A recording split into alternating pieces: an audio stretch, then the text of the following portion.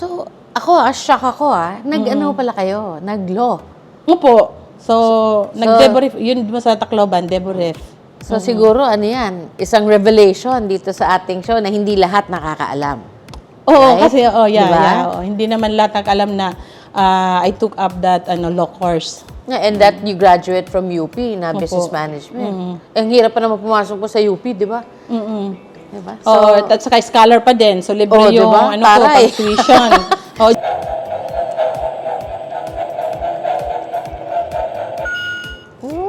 Totoo. Yes! Oo, kasi palabigay ako. Di ba?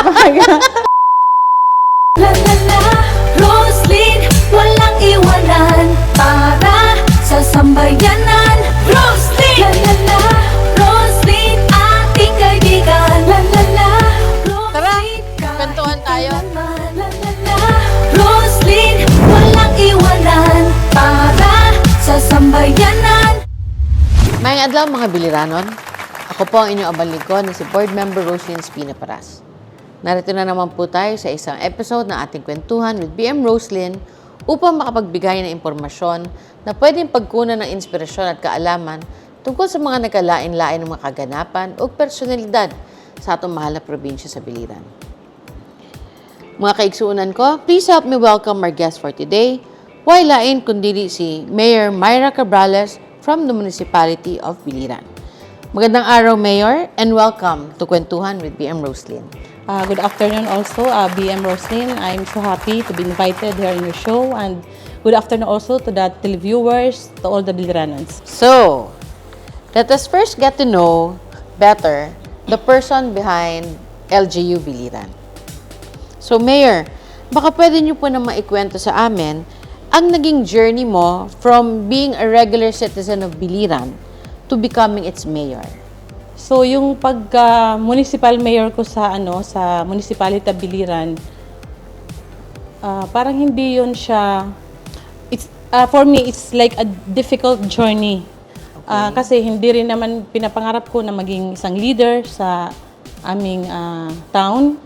Kumbaga, from a simple businesswoman, kumbaga, yun yung aking foresight since sa kabataan ko. So, I graduated from University of the Philippines, Tacloban, having the degree of business management. So, yung pinupursu ko na career is more on business side. So, after graduation, on my college days, so nagpursu ako ng law course sa DeBuref. So, natapos ko yun. Sadly, hindi lang nakapasa sa first take ng bar. And then, while I was studying law, I was with BM Grace Castle. Okay. We were having the business of Gramsel Trading. More ito sa negosyo sa medical supplies, sa drugs and medicines. So, kumbaga, ako yung pinaka-manager doon. Okay. So, I do all the paperworks, I do all the purchases and everything. Pero hindi ako yung parang frontliner. So, I'm comfortable sa sarili ko na doon sa likod. Sa more on paperwork or more on the business side. So, kung baga, yung sa pagka-mayor ko na being frontliner na ako nagsasalita, ako yung nandoon sa mga programa, parang hindi ko yon pinapangarap. So, until na naisipan ni BM Grace Castle na magkandidato ka mayor, so, for 9 years, so, I was also the executive secretary. Okay. So, that is why, kung baga, ganap ko na yung mga trabaho doon sa munisipyo. So, I do also the paperwork, doing and dealing with the department heads. So, kung baga si BM Grace, siya din yung frontline. So, ako lang yung sa likod. So, until na nag-last term na si Mayor, now the BM Grace, that's why ako na yung kandidato. And then, hindi rin yun parang pinasa lang or like, na-inherit ko yung position being the municipal mayor. We did also go through the journey. Kumbaga lahat naman tayo, alam natin yung nangyari during the election campaign. So, maraming pinagdaanan, maraming pagsubok, but thankfully, and of course, thankful lahat din ako sa people of Biliran na I'm here now being the municipal mayor. Yes. So, yun yung parang journey ko as being the LCE. So, shock ako Nag-ano pala kayo? Nag-law. Opo. So, nag-debrief, yun mo sa Tacloban, debrief. So siguro ano yan, isang revelation dito sa ating show na hindi lahat nakakaalam. Oo, Right? kasi, Diba? hindi naman lahat alam na I took up that law course. And that you graduate from UP na business management. Ang hirap pa naman pumasok po sa UP, di ba? Diba? At saka scholar pa din. So, libre yung diba? ko, Taray. pang-tuition. Scholar pa talaga. During that time, so, scholar yun, mayroon akong stipend, parang allowance galing ng university. So, yun yung parang nagtustos ng pag-aaral ko during my college days. Galing, galing. What an achievement. Galing yan. So, what personal achievement are you proud of that not many people know about? Siguro yun yung journey ko during sa phase namin ni Grace ng namin yung gram cell trading kasi like nag-start kami na parang wala talagang kapital. So it's more like sabi nga magninegosyo ka na wala kang kapital pero yung baon mo is yung self dignity, yung believe mo sa sarili mo at saka pakikisama. So yun yung parang struggle namin or ako personally na-encounter namin yun na until now, at least natustusan namin yung yung pangailangan namin, tsaka yung sa pagkandidato na at least marami rin kaming natulungan ng mga tao sa biliran. So yun yung parang sabi ko magandang achievement din sa bago kami nag-pursue ng career sa politika, yung sa business side. So marami kayong naging kaibigan, maraming mga connections na nabuo. So that is why I'm so happy also for the development, of course, and progress of our town. Yes. True. Alam mo, ganun din talaga pag you're in the business sector, no? Paminsan, of course, yung negosyo mo, baby mo yun di ba? Yes. Lalo na kung ikaw yung nagpalagaw talaga. Opo. No? Talagang, it is a great achievement. Basta, lalo na kung from zero, from nothing Oo, from nothing. Walang Wala puhunan, talagang talagang tapos, yeah, that's good. What has been your personal philosophy in handling matters with regards to being the mayor of Biliran?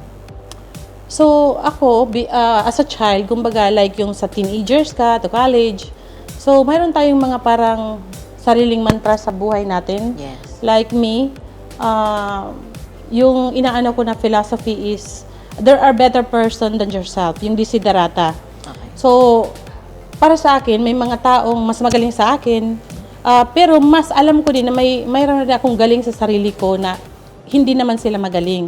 So, kumbaga, kung maganda yung status mo ngayon, like sa iba-ibang tao, so maybe, mayroon din akong ditong strength o sa ibang aspect. Like sa akin sarili, so doon ako sa business side, on the dealings of the business, in and outs of the business. So, yun ako parang mas kampante doon. Not like sa politika. Yun ang forte mo. Yeah, kumbaga, doon no? sa negosyo. Kung paano yun siya paplanuhin, paano palalaguin. So, yun yung parang foresight ko sa sarili ko. Parang, yun yung dream ko din na parang maging leader or in isang organization na doon pala ako mabibilong sa politika, like being the leader now of our town, Biliran. So, parang yun na rin yung parang negosyo ko or parang organization ko. Doon mo ginamit yung pagiging very good at business mo at handling your business. Kaya hinandle mo rin na maayos yung munisipyo mo. Yes po. So, lahat doon, in-scrutinize ko lahat-lahat. Yung financial matters, lahat-lahat na doon. Oo. Iba rin kasi pag from business ka tapos napunta ka sa politika o serbisyo publiko, ang training mo iba Sa negosyo, dapat medyo tipid ka talaga, aalamin mo lahat. So, nadala mo yon sa pagiging mayor ng Biliran. Yun pala yung parang ko din, advantage namin during that time. So, nahanap ko lahat yung mga savings nila, kung ano-ano yung dapat paggamitan ng pera na ngayon nakikita naman ng mga Biliranon kung ano yung outcome ng mga pera kung nasaan ngayon. Oo. Kasi ang ganda rin naman talaga ng development ng Biliran. Opo. Now, let us learn more about the LGU itself. So, Mayor Myra, sa iyong panunungkulan, isip mayor sa Biliran, unsa man ang mga nakita-ni mo ng mga problema na kinakaharap ng iyong mga constituents? Okay. So, as of now na I'm the sitting mayor, kung ano yung nakita ko, palagi yung mga taong like yung gobyerno tayo bigay ng bigay. Kumbaga, so one of the flagship program ko ngayon, yung Myra Cares complementary program. Kasi nakita ko yung problema doon sa sektor ng mga farmers at saka mga fisher folks na kumbaga limited lang yung fund sources nila. Kumbaga, so now with the Myra Cares complementary program, nagbibigay ako sa nilang additional fund. Hindi lang sa pondo, pati na din sa mga farm inputs like yung mga fertilizers, yung mga binhi. So kung sino man yung listed na mga beneficiary ng ng mga binhi or mga fertilizers, in return din para nagbibigay sila ng murang bigas. Oo, sa munisipyo. Yan yung binibenta namin sa aming munisipyo ng 20 pesos per kilo. Oh, wow. Oo. So yan ngayon kami yung para Commercial rice, Hemi. Hindi, Pwede makabili. yung parang doon sa mga palay, oo, parang commercial naman siya, kaya hindi naman yung parang yung, So, yung mga farmers, bibigay sila ng per sack, ng 1,000, so binibenta namin ng 20 pesos. So, kami yung parang LGU na parang naka-first na naka-adapt ng ganyong programa in addressing the call of President PBBM. Yes. To lower down the price of rice. Ang galing, kumbaga, ang galing.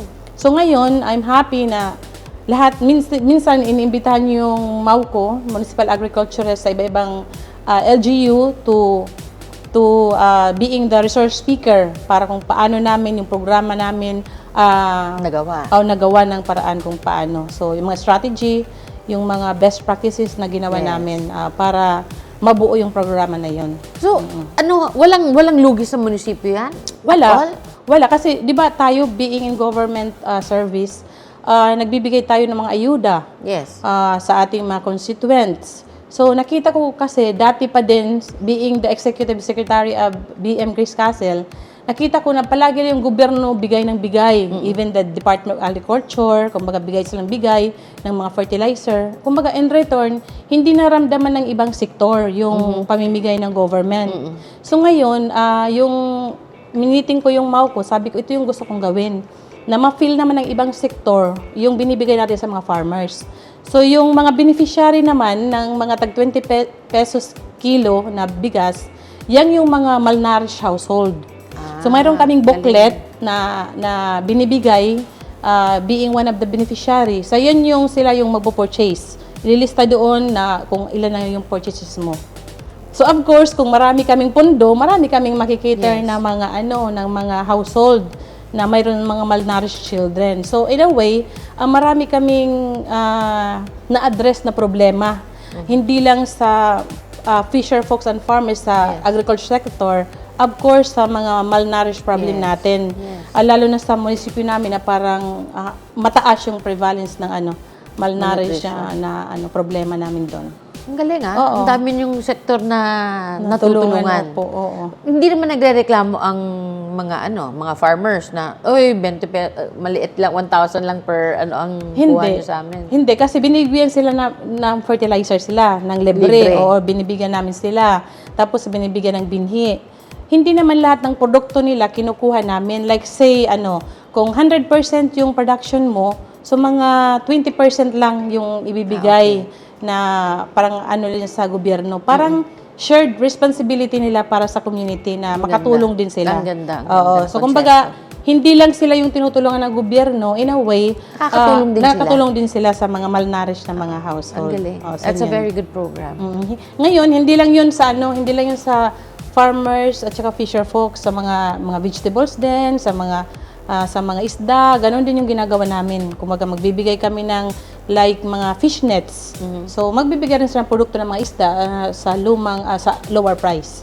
Tsaka mga vegetables. Ang makikinabang gihapon, mga malnourished gihapon. Walang wailain. Mga identified malnourished household. Ng health. Ng municipal health office. Opo. Yung ina-identify nila. Ganda. Yun lang yung para yun yung baby ko na baby na project dyan sa LGU namin. Maganda makopya yan sa mga iba-iba natin mga munisipyo. Opo, ngayon, inaano na nila, like sa DA, parang inaano na din nila, ibuboost nila yung programa namin na parang at least malaki. Kasi yung iba talagang pagkatapos bigyan na Oo, di ba, okay, wala okay na, eh. wala Oo. na silang, parang wala silang pakialam na. So, at least ngayon, parang mayroon silang isipin na, mag-ano ko dito ng portion kasi ibibigay ko dito sa munisipyo. Tsaka ma-feel nila na nakakatulong din sila. Hindi yung sila lang yung pirmidawat ng tabang. Pero Tama. minsan sila makatabang gihapon sa lain, no? I applaud you with that program. It's very Sana nice. nga maano rin yun, maano kami ng malaking pondo din, inaano namin sa Agriculture, Department of Agriculture, na kung mayroon kaming malaking pondo, maraming matutulungan. Hindi lang yung mga malnourished na household, so yung mga nandito din sa mga poverty level pa na, na mga household. Totoo yan. Okay. So, ano pa po ang mga pwede naming maasahang mga future developments ng ating mahal na munisipyo ng Biliran? Ngayon, kasi na-in-place na yun ni dati Mayor Grace Castle, now the board member, Grace Castle, yung mga infra development projects namin sa Biliran. So, yung another legacy ko naman, ibuboost yung tourism industry doon. So, that is why meron kami ngayong municipal hotel para to cater the tourism facilities. Kasi, Parang Makati, ha? kasi, di ba, ngayon kasi, like, pupunta ng Biliran, wala namang tulugan doon, parang walang facilities ng tourism. So, nagpupuntahan sa ibang lugar. So, hindi namin sila nakaka-capture. Yes. So, ngayon, mayroon kaming ongoing construction ng municipal hotel. At last na pala, nabuksan na namin yung Nasunugan Lounge Cafe. Kasi yun yung parang, yung pinaka-tourist spot namin doon is Nasunugan Ruins. So, katapat niyan, yan yung Nasunugan Lounge Cafe. So, where you can dine out and then matitingnan mo yung scenery ng dagat at saka yung buong poblasyon doon sa Nasunugan Lounge Cafe. And of course, ngayong 2024, yan yung flagship project ko naman na construction Biliran Sea Park. Yung parang doon sa may dagat, magkakaroon kami ng parang castle. Castle, tapos parang mayroong mga punton na parang swimming pool na ma-attract yung mga bata at saka yung mga adults na mag-ano sila doon, mag-swimming. At saka pwede din i-held yung party doon sa namin sea park facilities. Ano yan? Yung parang may mga floating na ano? Oh, yung parang floating na na mga punto na parang sa yung Yung mga laruan ng yung nakikiuso ngayon, yung mga floating water parks, ganun? parang gano'n, parang gano'n yung may parang kayak, tapos mayroon na kami mga banana boat, so parang iaano namin yung parang sea water facilities. Okay. Kasi namin yung aming scenery na doon sa lugar ng municipal wharf. So yung parang namin project. So anyway, nabuksan ko na rin yung Children's Park. You were in yung mga bata, andun na sila, nakapaglaro-laro doon sa aming Children's Park. So, yun yung parang goal ngayong year, yung 2024, na matapos yung Biliran Sea Park amenities. Yung yung hotel, saan ho yun makikita? Doon yun sa... Kaya sinasabi nila, bakit andun sinasabi mong unahan ng sementeryo? Kasi talaga doon yun sa...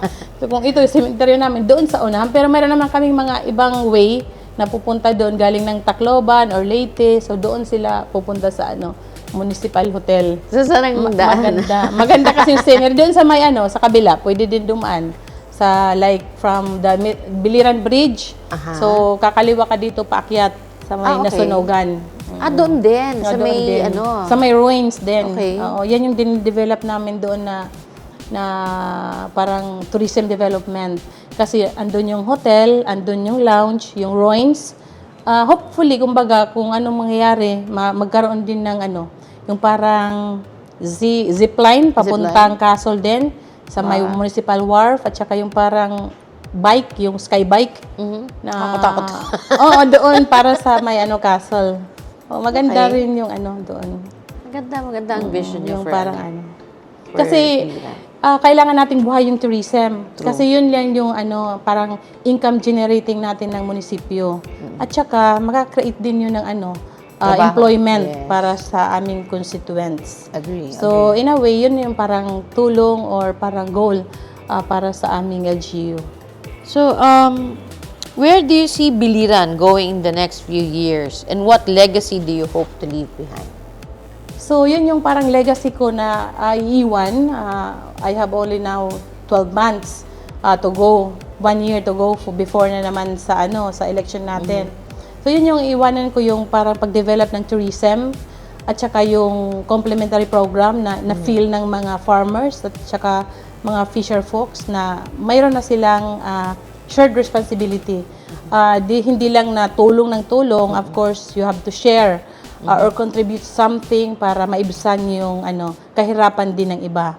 At saka yung ang nakikita ko sa Biliran, more on development pa. Kumbaga, ngayon, starting din kami ng construction legislative building.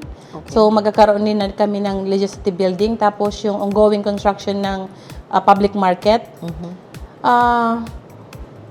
Biliran, I envision ko for the next 5 years would be so vibrant, yung economically,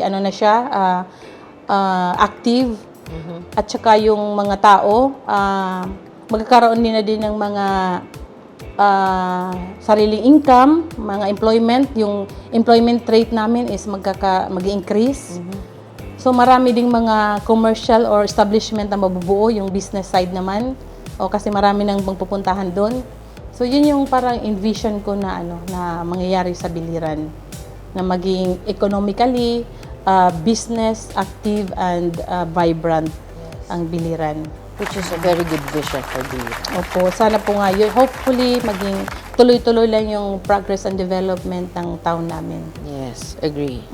So, Mayor Myra, since nakapagkwentuhan naman tayo tungkol sa personal journey mo and regarding sa mga programs and your vision for Biliran, mapunta naman tayo sa kulitan portion na ng ating kwentuhan with BM Roslyn. So, ang ating laro karong adlaw ay ang tinatawag na the lie detector test. Lie detector. Nakakatakot naman yan. I'm in danger. A few moments later. So, Mayor, ang gagawin natin, magbabato-bato pick muna tayo. Okay. Kung sino yung matalo, siya ang unang tatanungin. Okay. Okay? Sige, sige. Okay, ready? Get set? 1, 2, 3. Teka ba lang? Bato-bato pick lang. Hindi. Okay. Bato-bato pick. Pag-pick na. Bato-bato Okay. pick. Okay. Ganon. Okay? Bato-bato pick. Ay! So, ako. Ikaw ang mauuna.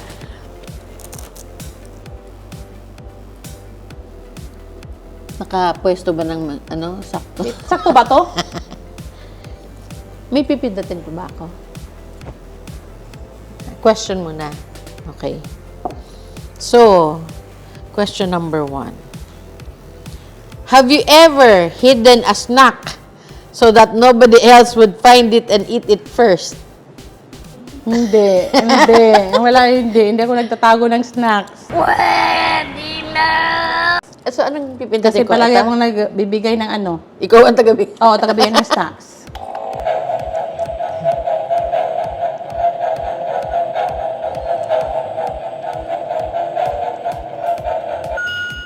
What? Totoo. Yes! Oo, kasi palabigay ako. Hindi nagtatago ng snacks. Okay. Okay.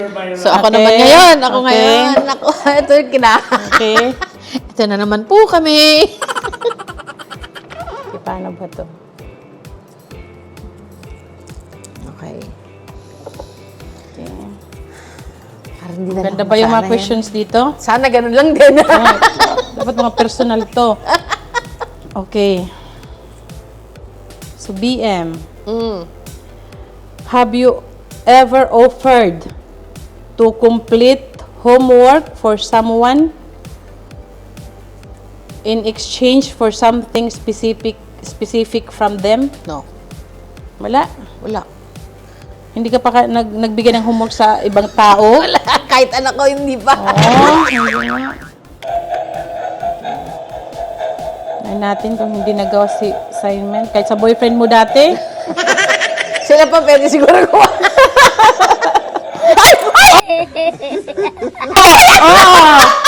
Tingnan mo, baka sa boyfriend yun. Paano masabi? BBM.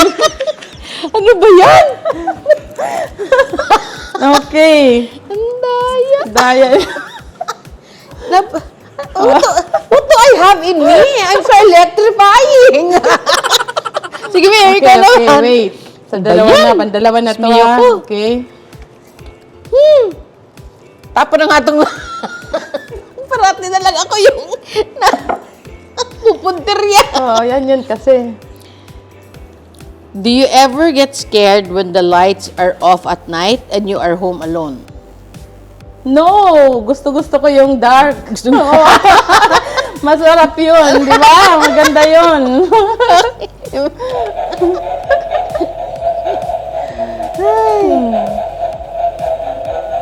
Hindi takot sa dark. Gusto yung dark. O, tingnan mo. Dalawa na. Another one. Ah, ikaw na naman. Stressful. Okay. Diyos mio ko. Okay. Ambot lang yan. Sige, BM. Talaga lang yan. Hindi sigurado. Okay. Mayor, friends tayo. Kan mo. Wait, ha? Ayusin ko to. Ay, para bigla ka na mawis. Ako yung pinapawisan. Have your parents ever caught you in public with your crush without knowing you are dating someone? Paano to? With my crush. Kinuha ka daw, Oo, na-caught yes. ka ng parents mo, ano? Nakita na, oo. Yes. Okay, nakita na siya. Okay. Ano natin? Pag ito, Pag maglay pa yan. o, di ba? Hindi na dapat paniwalaan to. Tapos bigla, oh, di ba? May kuryente. Ano ba meron ako? Ikaw lang. Magkwente na. Okay, last. Kapungot.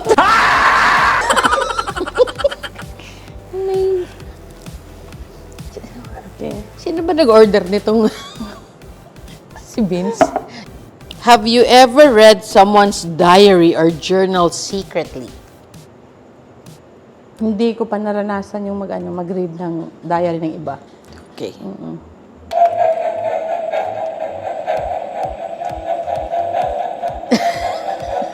Parang naman man lang sana ni Mayor mo kuryente, no? Bisan ka uso lang.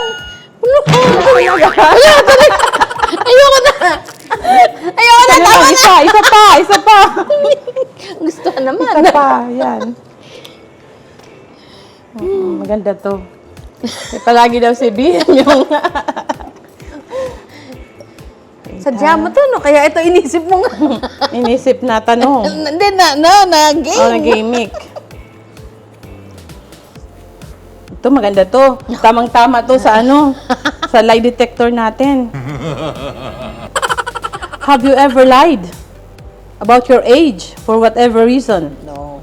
Hindi talaga yan ilalay. Ha? Tingnan natin.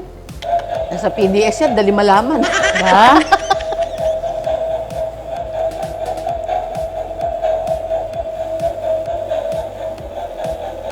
Ano ba yan? Ayoko na! Bakit ba naman yun? Okay. Yan na, okay na to. Tapos na to. Tigil na yung kalokohan na to.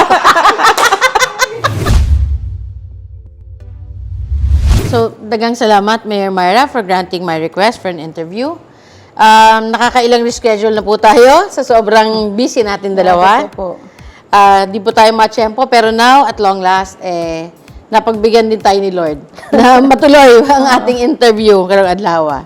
Now, I am so happy to have interviewed you, not only regarding LGU Biliran, but also about your personal journey. No, ang dami ko natutunan, definitely marami rin matututunan ng ating mga viewers. Salamat at nadagdagan po ang aking learnings about your personal life and most especially about your beautiful municipality of Biliran. So, Mayor, baka pwede ho kami makahingi ng message from you. Okay, so thank you also for the invite for me to share the journey being the municipal mayor now in the municipality of Biliran. And of course, I would like also to thank, with due respect to our Congressman Jeriboy Espina, to our Governor Gerald Espina, for also sharing or contributing something to our municipality sa iba-ibang proyekto nila. Even though last election, we are not in a political colors, but stiring pasabi yun ng iba, pag andyan na tayo sa serbisyo, we will have to support and cooperate. Yes. And of course, I would like also to say a very big thank you. Kumbaga, ito yung parang kino-consider ko na we have to take into consideration where credit is due. Of course, a big credit would be given to our former mayor, Mayor Grace Castle, now the board member of the 2nd District, Board Member Grace Castle, for shaping or initiating the changes and development in our municipality, Abiliran. So, it is my continued journey, yung mga proyekto na na-implement dati ni Mayor Grace. So, ngayon, kinikontinue ko. Sana patuloy pa rin yung mga progress at development sa aming munisipyo, with the support mga kaibigan at sumusuporta kay BM Grace Castle. Pinapangunahan din ito ng, of course, Speaker of the House, si Ferdinand Martin Romualdez, Congresswoman Yeda Romualdez, and Congresswoman Jude Acedri of the Tingog Party List. Yes. And of course, yung nagbibigay din sa amin ng bagong bus terminal or the new terminal in our municipality, Senator Jingoy Estrada, and of course the good senator, Senator Nancy Binay, sa mga covered court na binigay sa aming munisipyo, si Harry Rocky. So lahat ng mga kaibigan at mga contributor para sa aming development and town and progress sa aming munisipyo. So we are very much thankful from the bottom of my heart, and of course with BM Grace Castle, we are very much thankful sa lahat ng suporta at tulong na binigay sa aming munisipyo. And of course, I give glory to God for all the blessings na binigay sa aming town, for the good projects, for the good leadership. So I hope na ma-continue and mapagpatuloy ang mga gawain na magaganda din at saka proyekto sa aming munisipyo. So to all the Biliranons, thank you for all the support, for all the trust, and I hope and pray na patuloy nating palaguin pa ang ating munisipyo. We go forward, and then we have to uswag and din arriba, Biliran. Thank you and good afternoon. Sana po ay may impormasyon, aral at inspirasyon po kayong napulot sa ating kwentuhan ngayong araw. Huwag po natin kalimutan na i-follow ang ating FB account at mag-subscribe sa atong YouTube channel na parehong Roslyn Espina Paras ang mga account names ito. Palihaw, pakilike o share din po ang ating mga posts sa mga ito upang mas dumami pa ang makakuha ng aral, katatawanan, labi na sa atong mga kaigsuunang Biliranon. Muli, ito po si Roslyn Espina Paras. Tara, kwentuhan tayo!